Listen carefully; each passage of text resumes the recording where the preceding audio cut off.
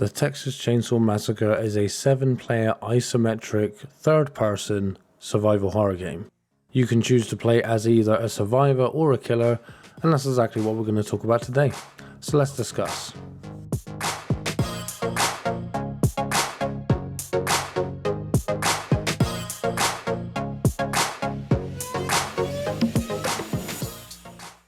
So, getting straight into it, as the killer, you have to hunt down 4 different survivors.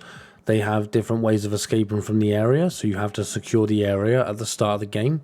This basically plays out by switching on generators or car batteries in order to secure the exits, which the survivors will try to switch off at some point in order to escape.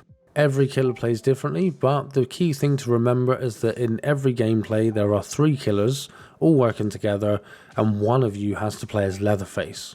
This is a requirement in order to actually start the game.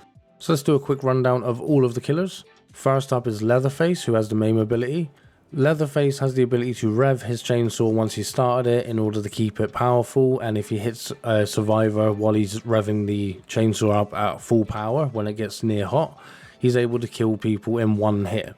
The downfall to this is if you don't rev it enough, it can switch off, or if you rev it too much, you can overheat the chainsaw and it will switch off. Leatherface has got the ability to cut through a lot of different things in the game, which means he can clear barricades and obstacles that other killers can then pass through. Then there's Johnny. He has the ability to track survivors by finding the tracks on the floor. He can investigate them and then see the footprints of where the survivors have gone if they were near that area recently. Then there's the Hitchhiker. He has the ability to set traps. He can also crouch down and hide, which makes him a little bit more stealthy than the other characters. He can also then pass through smaller crawl spaces and gaps and stuff because of the fact that he can crouch down.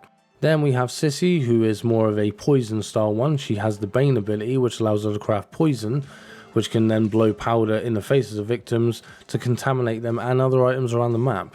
And finally we have the Cook, who has the Seek ability, which means he can essentially increase the way he can hear things in an area, allowing you to listen out very carefully to find out where survivors are or the directions that they're in. The other character in the game is Grandpa. You cannot play as him, but he does help you out throughout the gameplay. Survivors, or as they're known in the game, victims, essentially if they make too much noise they will wake up Grandpa and his abilities will become active. You can also grab blood from areas around the map, or you can grab blood from when you actually hit survivors or execute them, and you can feed this blood directly to Grandpa in order to unlock his abilities. His abilities range from several different things depending on the killers that are selected and what you choose as your ability for Grandpa yourself. That being said, obviously Grandpa has 3 abilities that are unlocked depending on what 3 killers are actually in the game and what you've selected. One of the abilities that I used is one that tells you if critical doors are open. What this means is that once you feed Grandpa enough to unlock this ability for him, whenever any critical doors on the map open, you will be alerted to those doors being open. This can then make it a lot easier to find survivors or areas that they've gone through, then essentially track them down. Survivors have different ways of escaping. There are 4 different ways. There's a pressure valve that they can undo in order to open up the gate, which opens up for a set amount of time. There's a car battery that controls one of the doors that they can disconnect in order to get out. They can collect fuses in order to go into the basement and escape through a door there. And finally, there's a cattle grid that they can turn off the generator to disengage it so they can go over and escape. It's also worth noting as killers and survivors you can unlock certain skills and perks. There's a skill tree and everything that makes it much more in depth and more interesting to go through.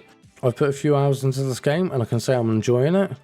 I can also say this is not a comparison. This game cannot be compared to Dead by Daylight. It's a different type of survival horror game, and that is what I think about it so far.